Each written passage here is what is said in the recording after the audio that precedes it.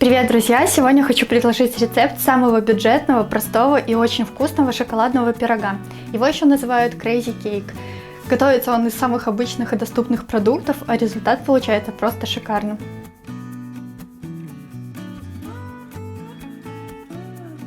Тесто готовится очень быстро, буквально за пару минут, поэтому духовку включаем сразу разогреваться на 180 градусов. В миске смешиваем сахар, сухие ингредиенты, муку, какао, соль, ванилин и соду.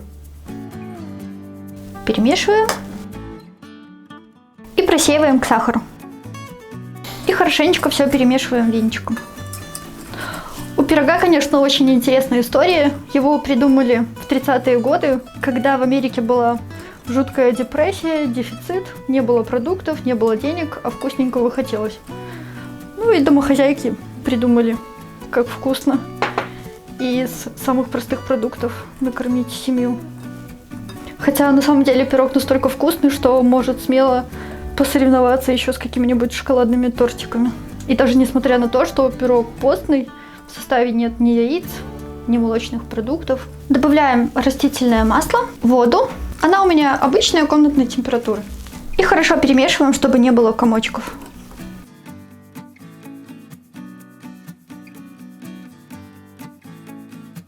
В конце добавляем уксус и еще раз перемешиваем. По консистенции тесто получается вот такое, жидковатое. Сразу же переливаем его в форму. Я хочу, чтобы пирог был повыше, поэтому сегодня использую форму 18 сантиметров. Бортики я ничем не смазывала, только дно застелила пергаментной бумагой. Чтобы не было бугорка, я буду первые 25 минут выпекать под фольгой вот с такими отверстиями, блестящей стороной вниз. А потом уже сниму фольгу и уже буду допекать без нее. Отправляем пирог выпекаться в духовку, разогретую до 180 градусов, приблизительно на 40-50 минут. Готовность обязательно проверяйте деревянной палочкой. Я хочу торт украсить шоколадной помадкой. Я уже вам ее показывала несколько раз, но сейчас приготовим еще раз. Для этого смешиваем сахар, какао, молоко. Перемешиваем все до однородности. Ставим на огонь и, помешивая, доводим до кипения. Кипятим 1 минутку и выключаем. Убираем с плиты и сразу же добавляем сливочное масло. Перемешиваем до полного растворения и оставляем остывать. Пирог готов. Шпажка выходит полностью сухой. Сейчас оставляем его на 5 минут в форме, потом снимаем кольцо и полностью остужаем.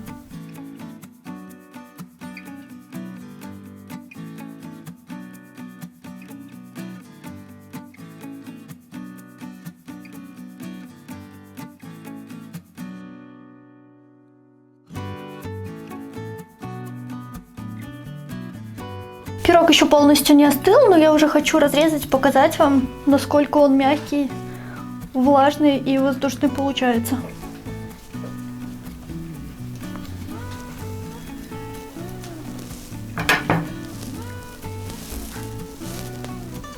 Структура просто какая-то нереальная. Очень просто, очень быстро, очень бюджетно и очень вкусно. Я вам гарантию даю, что если кому-нибудь дадите попробовать, никто не догадается, что здесь ни яиц, ни молока, ни сметаны, а всего лишь вода и какие-то еще бюджетные продукты. Пирог очень хорошо сочетается с чем-нибудь кисленьким, поэтому обычно я его оформляю даже в виде тортика. Вот у меня здесь клюква, ну такая перетертая сахаром. Кстати, моя сестричка делала. Вот она очень хорошо подходит. Если у вас есть какой-нибудь там абрикосовый или клубничный, не очень сладкий, такой кисленький. Хотя нет, клубничный тогда не подойдет. Но очень хорошо подойдет смородина. Вот клюква вообще очень классно, мне нравится. Особенно с шоколадным бисквитом. Я бы даже больше сказала, что это бисквит. Все-таки, а не пирог. Можно смело использовать для, ну, как основу, действительно, для тортов. В пропитке он не нуждается, сам по себе он такой достаточно влажный, поэтому, ну вот сюда клюква идет просто для вкуса.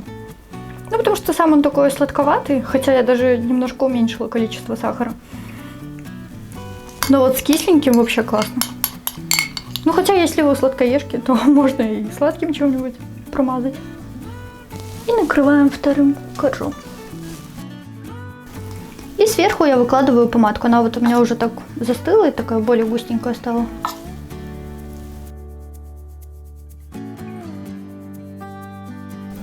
Можно даже не ждать, чтобы она так сильно застывала, тогда она будет еще по бокам стекать. Но мне нравится, когда вот так вот именно сверху.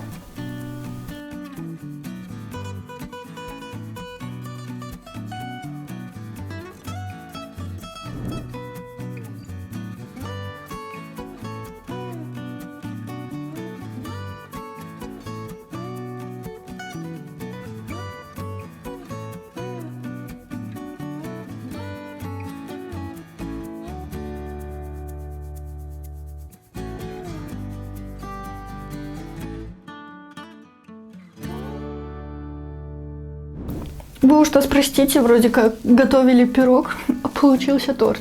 Но на самом деле очень вкусно, нежно, мягко, влажно. В общем, все, что нужно для хорошего тортика. И, кстати, клюква здесь, еще раз повторюсь, просто идеально подходит. Так что обязательно попробуйте, я надеюсь, что вам также понравится. И, кстати, по вкусу очень напоминает брауни. Также шоколадным и очень нежно. Вот, посмотрите, насколько мягко он режется. Ну, естественно, ему никакая пропитка не нужна. Сразу собрали и кушаете.